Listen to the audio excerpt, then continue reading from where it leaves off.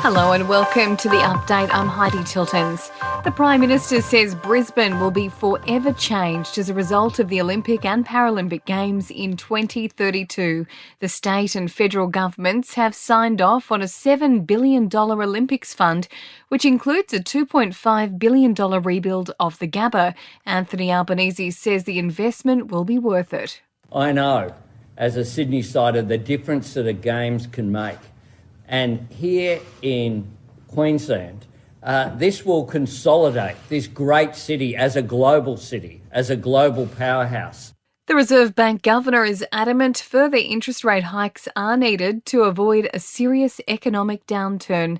Testifying before an economics committee for the second time this week, Philip Lowe admits some households are doing it tough, but higher rates are needed to bring inflation down and minimise the risk of recession. It's true, if you've got lower income and a smaller buffer and a mortgage, the tighter interest rates are affecting you more than someone who's in a completely different position.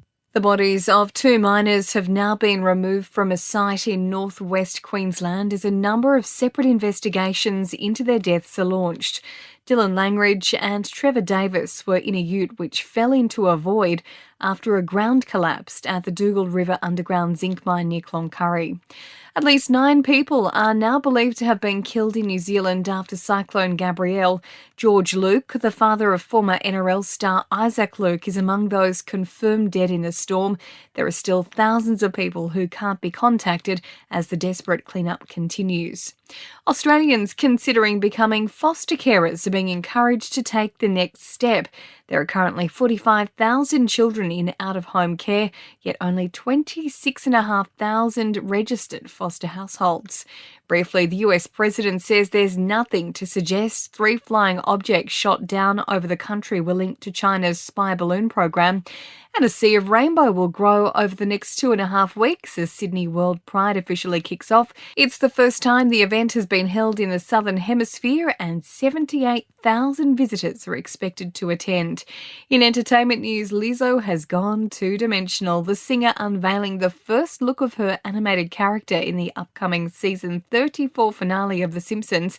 Selena Gomez has had a crack at the body shamers, replying she's not a model. The singer-turned-actor revealing that her lupus medication is responsible for her weight gain. And Kim Kardashian has thrown her support behind a US politician who's called for capital punishment to be abolished. She shared a tweet from Pennsylvania Governor Josh Shapiro, who announced he wouldn't be issuing any execution warrants during his term. In sports news, Australia's opening batsmen have struggled to make any decent ground on the opening day of the second test against India in Delhi. David Warner was out for 15, Steve Smith a second ball duck, and Marnus Labuschagne dismissed for 18.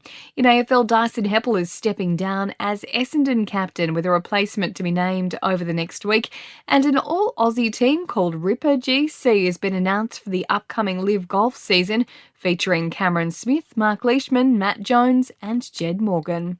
And that's the latest from the Nova Podcast News team, but we'll see you tomorrow morning for another episode of The Update.